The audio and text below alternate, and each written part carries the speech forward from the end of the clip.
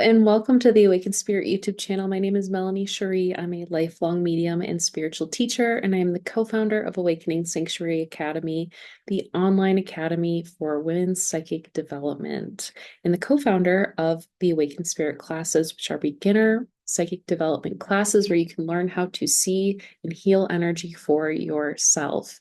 Before we get into today's topic, be sure to like and subscribe so that you can be the first to know when new videos drop.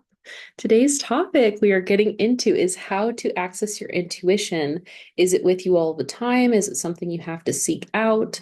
Is it something that goes away and then you have to kind of try to re-find it? What is this elusive, intuitive thing? Your intuition, in a basic sense, is your inner knowing, guidance, and affinity. It is that pull towards what is for you and that sort of repelling energy when something is absolutely not for you. And the way that most people experience intuition is that you have it from birth, where you are very young and you start to notice that you gravitate towards certain things.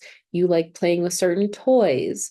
There's a special blanket that you like. There's things out in nature like rocks or sticks or bugs that you really love to engage with. That is that sort of knowing that then develops in a bigger way. And it's also a part of that connection to your primary caretakers at that point in time. So it's your ability to tune into them as you're starting to develop that relationship to those primary caregivers. So your inner knowing and guidance and affinity develops over time as you grow with different things that you maybe explore and discover about yourself. So maybe as you're growing up, you discover that you don't like chocolate, or that you really enjoy playing sports, or that you're somebody who really likes to take long, hot showers because you love the feeling of being clean. And if you could be in a shower twice, 3 times a day, it would be the thing that you would want to do. That is that inner knowing and guidance that then develops further into, oh, I'm out in the world and I'm attracted to this place or this situation. Or I'm out in the world and for some reason, I am not going down that dark alley. There's just this feeling about that, and I'm not doing it. So your inner knowing is guiding you through life. It is taking you towards the things and experiences that are for you and away from the things that you don't want to experience. So, how you get disconnected from your intuition is really a multi-layered process. Starting off from a very young age, this might be that you were told that you weren't allowed to like the things that you liked, or you weren't allowed to take 3 showers a day. That's wasteful.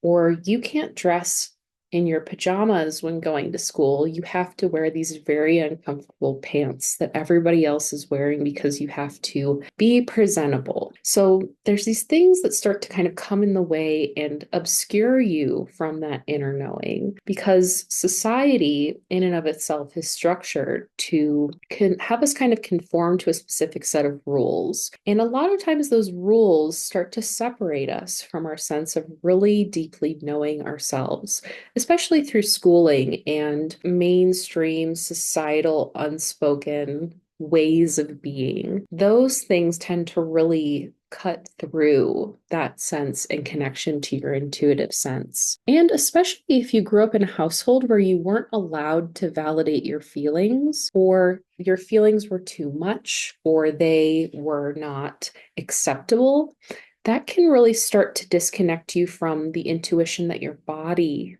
then is able to communicate to you through those cues, like emotion and thought and sensation. Those are really strong cues from the body that tell us something. So let's break it down. Anger, a lot of times, is associated with some type of fear. And anger, a lot of times, can tell you that you're afraid or that somebody has done something that you don't like.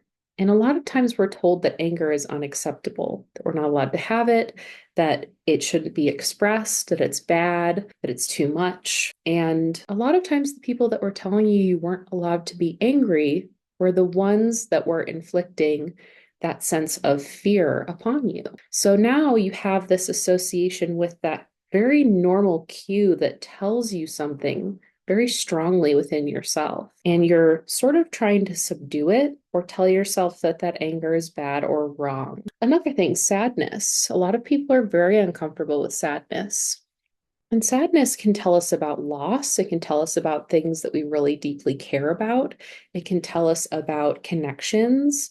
It can tell us about the way interactions make us feel, same way that anger can. And again, that is a really important sign to get from your body because it is giving you really pertinent inner knowing information about what is for you, what you like, what you don't like, what's acceptable, and how you want people to treat you in interactions in the world. Another part of this is the cues from the body, such as sensation. So let's say when you're tired or you have a lot of energy and you're told that you can't sleep.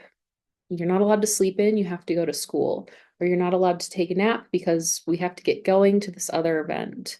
You start to override the body's cues when it's telling you what it needs, and you're shutting off that connection to that knowing of the body.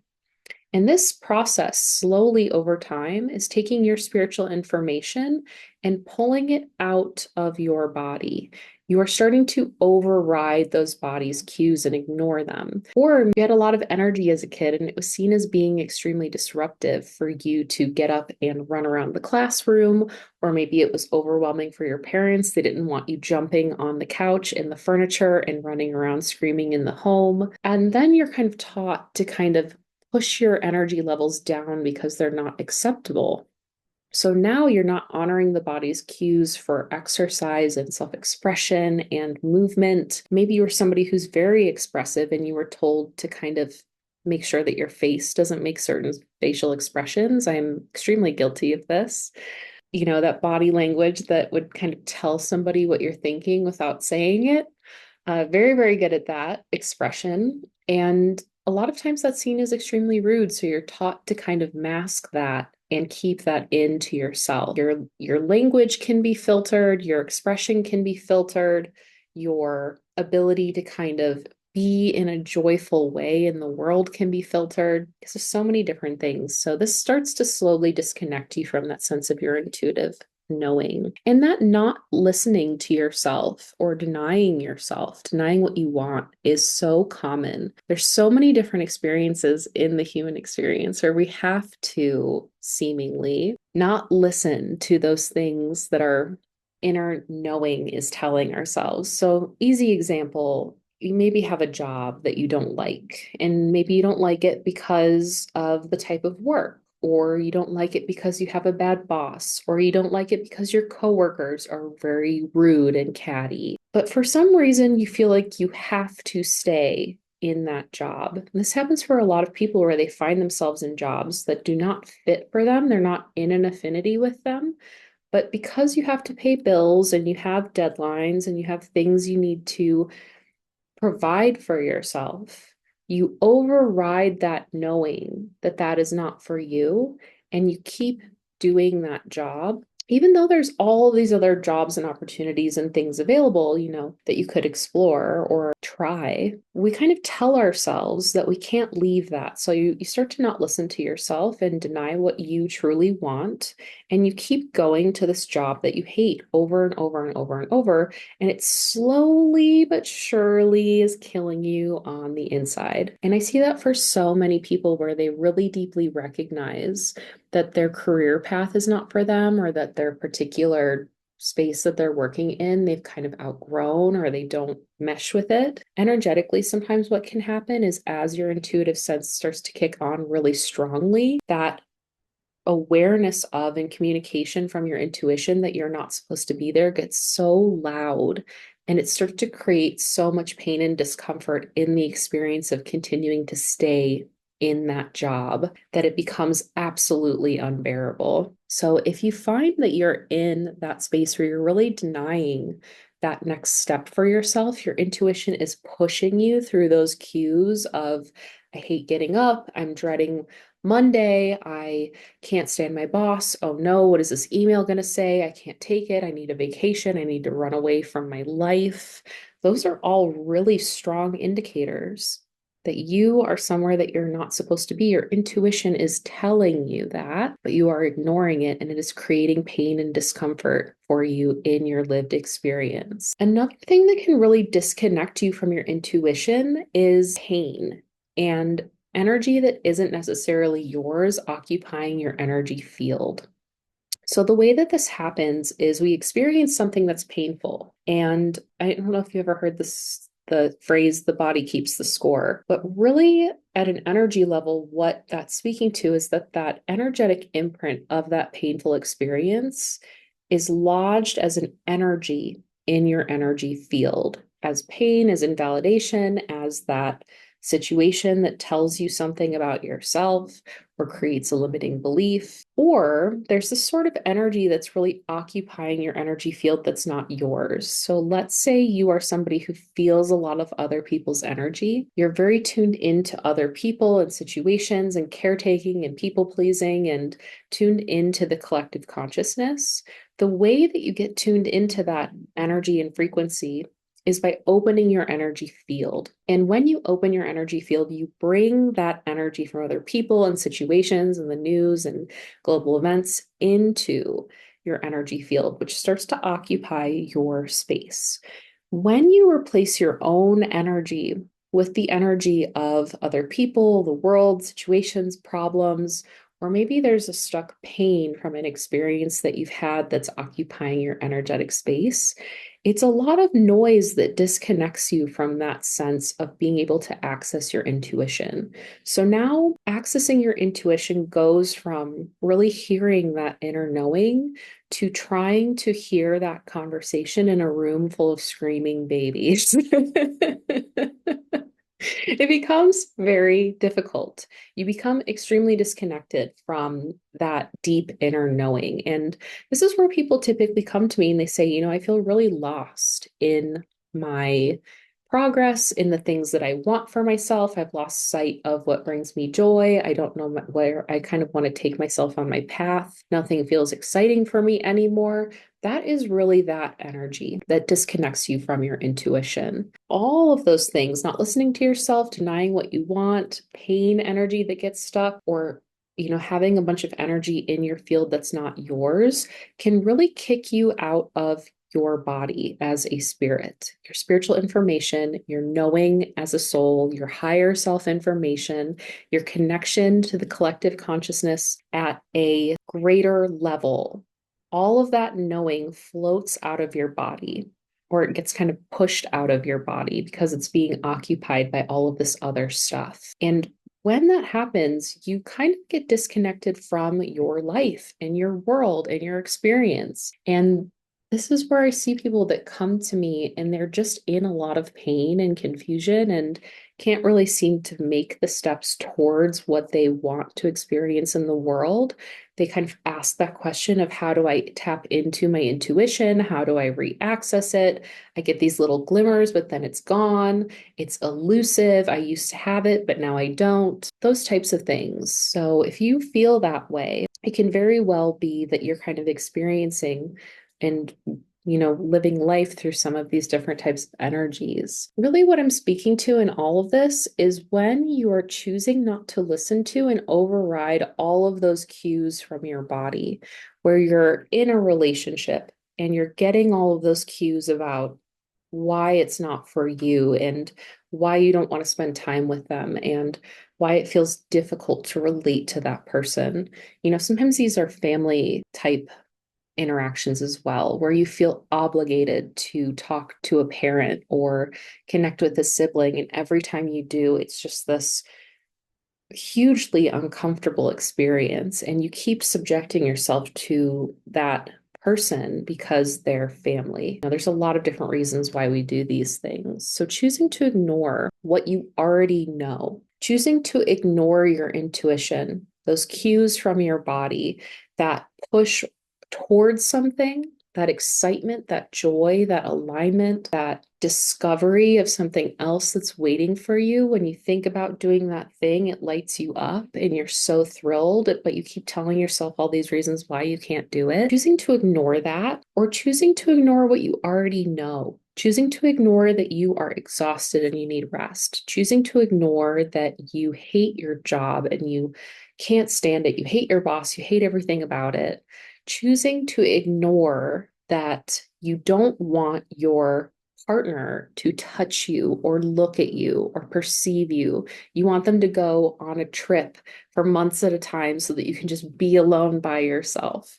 Choosing to ignore those things that you already deeply know when you're getting those cues and hits from your intuitive sense causes extreme stress in the body for somebody who's highly sensitive. So there's this low grade level or high grade level of stress, anxiety, discomfort, and a lot of times physical pain for people who are really sensitive. I went for a very large period of time in my life growing up and for several years past leaving my family home where I was in constant pain. And I could not get to the bottom of why I felt that way. I saw so many different people and specialists about it, and they all kept telling me that everything looked normal.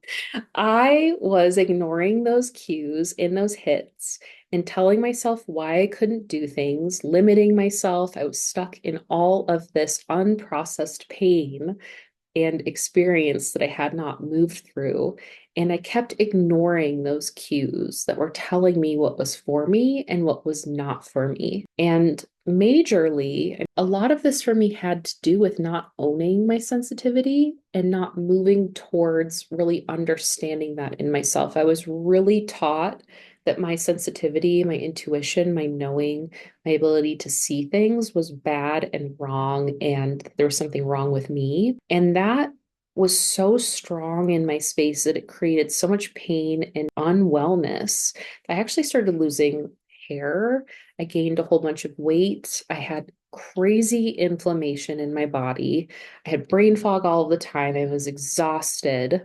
A lot of different symptoms associated with that. And along with that, after a prolonged period of time, I did end up getting sick, but it wasn't for some time past then that I was able to kind of figure out what was going on. So in that situation, if you're somebody who's experiencing this really physically, you're having depression, anxiety, you're exhausted all the time, you're gaining weight, you're losing weight, your hair is falling out, those are indicators that something is wrong. And if that is the case and you're experiencing health-related effects of being disconnected and overriding and absorbing so much stuff from the world, first and foremost, you need to go and see a professional and you need to advocate for yourself. If you know something is wrong and you're just continuously told you're chronically depressed or you need to lose weight or whatever it is, that can be a piece of it, but why? Why are you chronically depressed?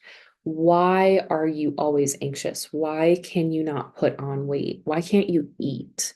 Why do you feel like you're spinning? You need to really advocate for yourself or have somebody that can advocate for you if you're sick. So what I did was a lot of research for myself, and I would go in and I would say, these are my symptoms. They align with these different things. I want blood work for all of this. And I kept going to different people and different professionals and different areas of study until they finally found an answer for me. So please, please, please do not just address the spiritual. You have to address the body. You have to address the body and the body's needs. So bigger picture here, if this stuff goes unresolved for a really long time, it can manifest physically. It can absolutely manifest as illness or fatigue or depression or anxiety. Those things can culminate as a part of denying what's for you, your joy, and staying in situations that aren't for you. That can add to those things, but you have to really look at the full picture. You can't just address the body or just address the spiritual. You have to start with the body, make the adjustments you need, get to the bottom of what's going on for you, and then address the spiritual or do them at the same time, because you cannot fix a physical health problem most of the time with just self-healing energy work, and vice versa. You cannot fix something that's going on for you energetically by just addressing the body. They come together, they're a package deal. So you have to kind of bring everything together. So choosing to ignore what you already know, let me just circle back here now that I've gone on a tangent, is really that space that causes a lot of stress in the body. Stress causes inflammation, it can cause disease, it can cause the sense of malaise. There's so many different things that can kind of occur when you start to suppress that inner knowing. And when you are not listening to the information you have and acting accordingly, you are self-abandoning. You're saying my needs don't matter. What I want for myself doesn't matter in the world. I don't matter. And nobody else out there is going to make those things matter for you. Nobody else is going to see you sitting in that energy and miraculously come and save you. They're going to mirror that. The whole world is going to mirror your needs and wants and joys in the world not mattering until you make them matter for yourself. So you cannot continue to self-abandon in that way and expect yourself to reconnect to your intuition. You can't keep giving so much of yourself to other people, thinking that they're going to pour it into you until you start pouring into yourself and really listening to yourself. So if you are choosing to ignore what you already know, you are resisting your intuition and creating an immense amount of pain for yourself. Really undue pain. I know there's all these stories and reasons that we tell ourselves as to why we can't do something or why we can't be something or enjoy something.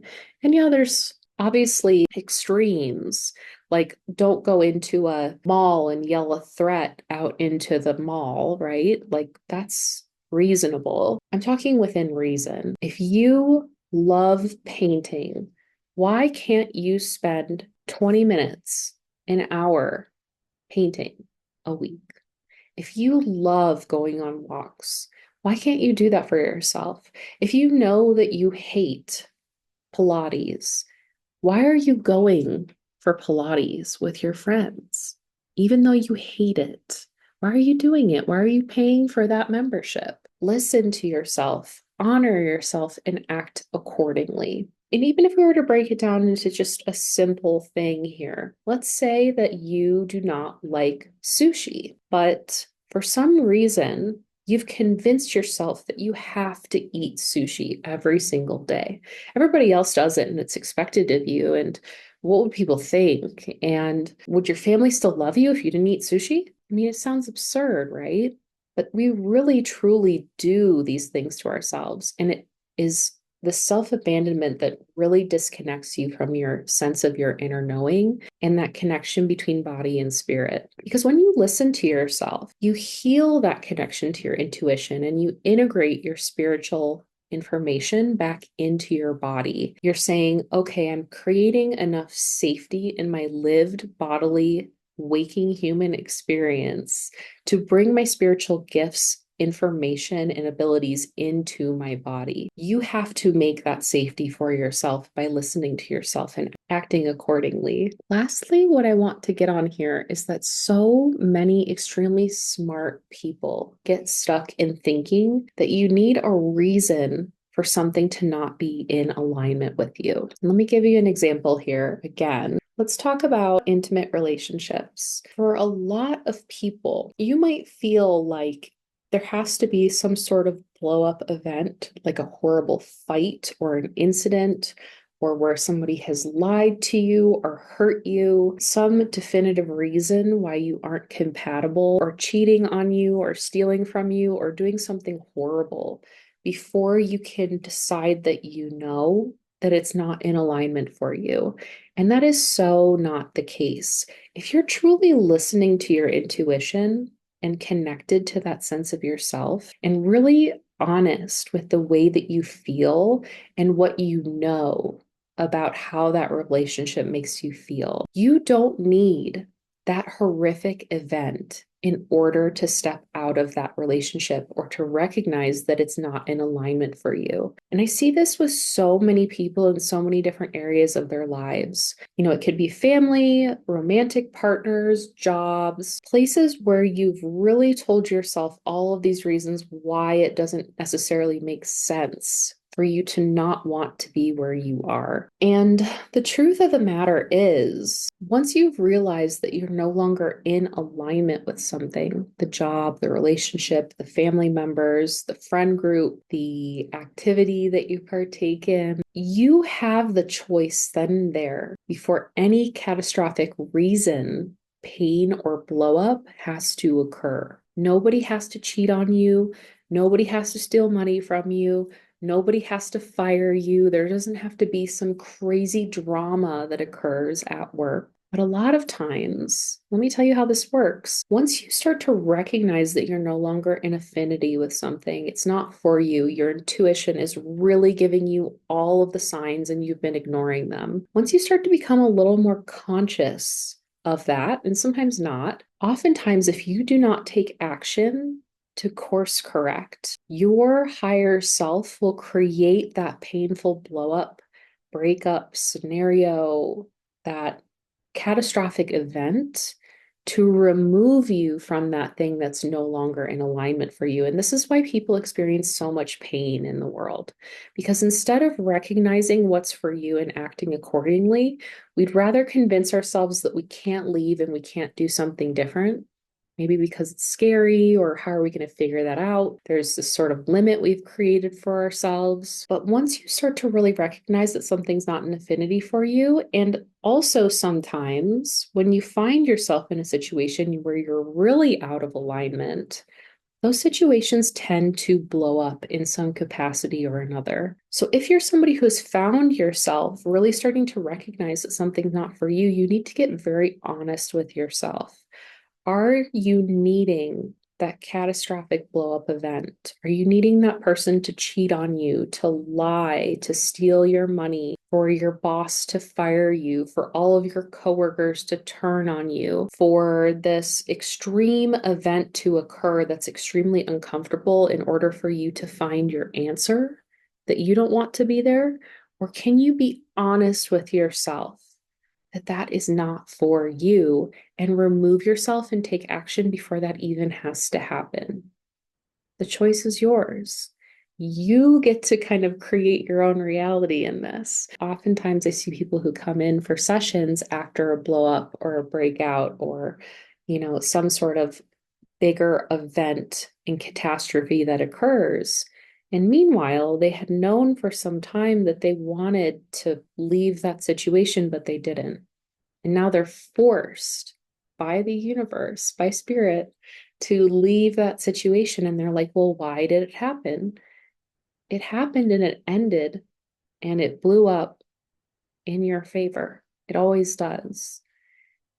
And if you are somebody who finds yourself in that space where you're in a situation that's not for you and you've been kind of sitting in it and waiting for it to get better, or trying to fix it or figure it out or solve it or make it make sense, maybe just one more month of this horrible job that kills me on the inside. If you're there, you have a choice. You don't have to experience the horrific thing.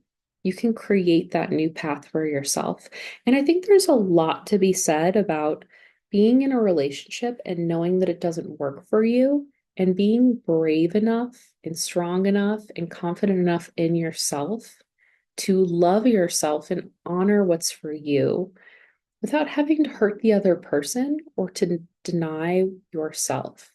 So when you are emotionally mature and developed, you can kind of speak with somebody and say, look, I feel like we've grown apart. I care about you, but this is not working, without either party having to have some sort of blow up or catastrophic event or reason, which creates a lot more pain in relationships than we really necessarily need to experience. That is all I have for you today on how to access your tuition, what it is, where it goes, what types of things get in the way of you and your intuitive senses. And you can find me on my website, melaniesheree.com, awakeningsanctuary.com, my women's psychic development training academy, on Instagram at _awaken.spirit. And if you have any questions, feel free to reach out to me. I've linked the websites, my Instagram, my email down below.